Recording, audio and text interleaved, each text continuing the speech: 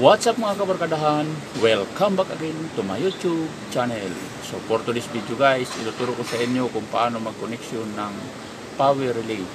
So pwede mo siyang gamitin sa engine stop motor, pwede rin sa ilaw o sa busina, o kahit saan mo siya gamitin guys, pwede. Depende na lang sa pagkukoneksyon mo. So yun lang guys, simulan na natin. Tara na!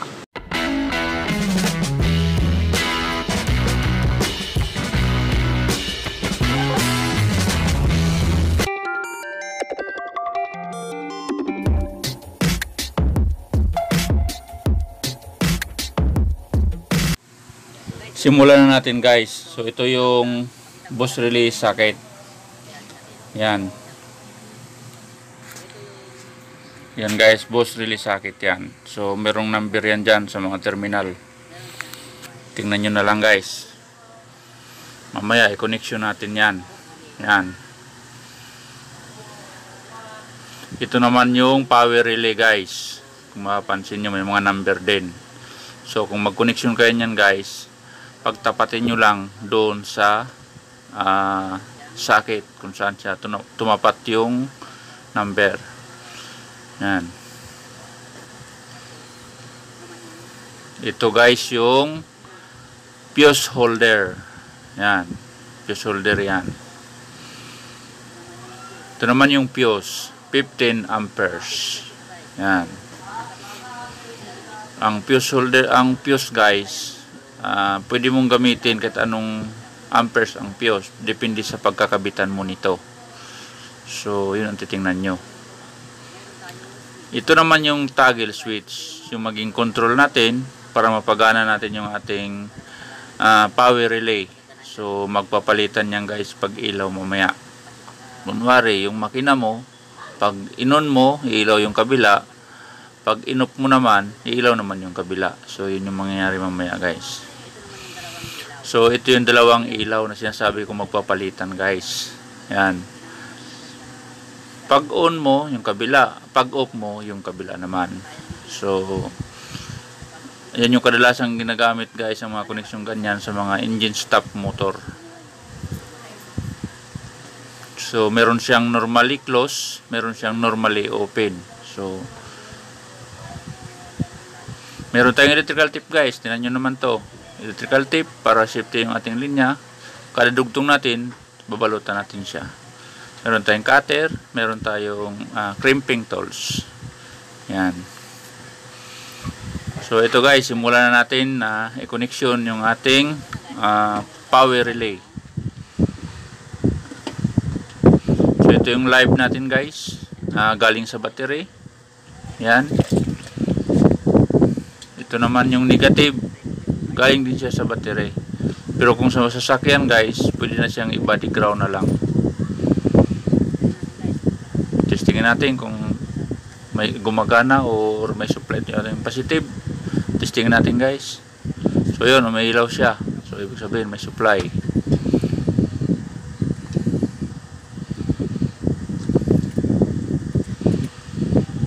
So ngayon guys, connection na natin. So ito yung bus relay holder or bus relay socket. Yan. Unahin natin tong number 35. So yung number 35 guys ang unahin natin i-connection. So yan yung manggagaling siya sa supply ng battery, pero dadaan siya sa switch. So yan yung magiging control natin mamaya guys. Itong switch natin guys, single toggle switch siya, kaya siya nagpapalitan ng ilaw gawa ng ating power relay na ginagamit. Yan, ikabit natin siya sa number 35 guys. Tapos pangalawa guys, itong ating negative. So ito naman, kakabit natin sa number 36. Yan. Yun yung negative. Galing din naman siya sa battery. Yan. Tapos susunod natin kakabit, ito yung ating ilaw. So itong ilaw natin guys, positive negative din ito. So ang negative nito, pagsamahin natin, kakabit natin siya sa negative na galing sa battery. Pag sa sasakyan, pwede nang i-body ground na lang siya para magkaroon siya ng connection. Yan. Tapos ito namang ating pagdugtong, ating tipan para safety yung ating connection. So hindi siya mag-ground kapag nagdidikit. Yan. Tapos guys, itong dalawang linya na papunta sa ilaw. So dito tayo kukuha na papunta sa ilaw, yung isa sa 87, yung isa naman sa kabilang 87. So yan yung magpapalitan mamaya pag pinailaw natin. So ito naman yung ating fuse holder, kakabit natin. So ito naman yung connection nito is papunta sa number 30. Yan, sa number 30 para magkaroon ng supply yung ating power relay. So tipan natin para hindi siya mag-grounded.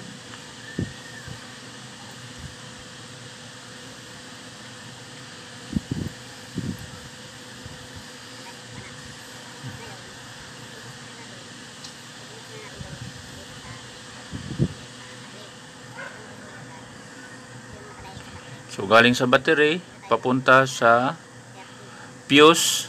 Pagdating sa fuse, tatawid siya papunta naman sa number 30. So ito yung connection natin guys. Yan, para magkaroon ng supply yung ating power relay.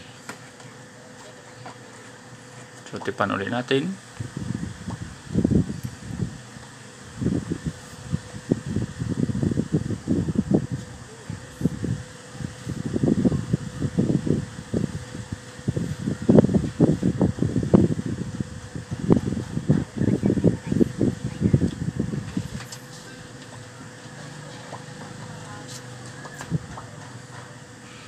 Babalot natin lahat ng tape guys para hindi siya magdikit-dikit.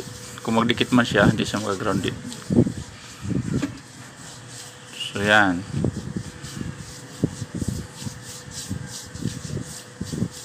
Yan, kung mapapansin nyo guys, i-connection na natin dito sa dalawang ilaw.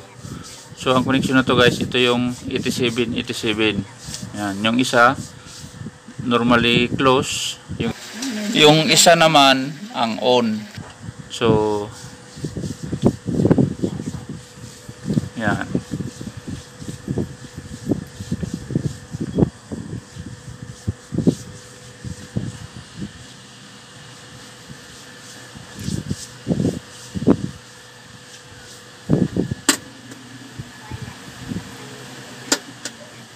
So ayan guys, kompleto na natin connection. So ikakabit na natin itong power relay natin dito sa socket para masubukan natin kung gagana na ito ang ginawa natin. So una guys, kabitan muna natin ng fuse para malaman natin kung talagang buo tong linya natin. Yan, kabit na yung fuse. Tapos ito namang power relay ang ikakabit natin. Yan, tingnan nyo guys ha. Yan, salpak natin yan. So pag on natin yan, okay, pag kabit natin sa battery, magkakaroon na ng supply yung normally close natin na ilaw. Ano guys, so ikabit na natin sa battery.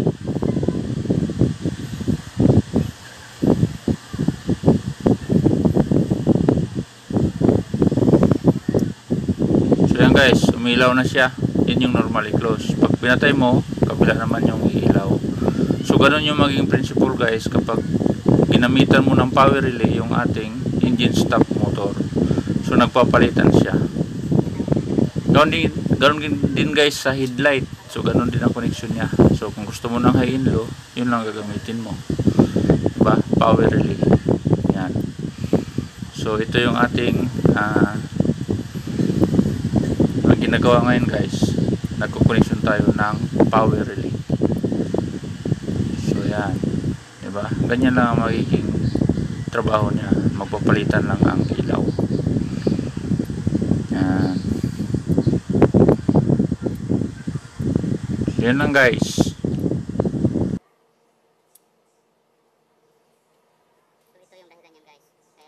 Thank you for watching guys. Don't forget to subscribe, like, comment, share to my video. So sa mga hindi pa nag-subscribe, mag-subscribe na kayo guys para maging updated kayo sa aking mga video ng i-upload. Pakipindot na lang ng notification bell para updated kayo tuwing may ina-upload akong video. Thank you guys!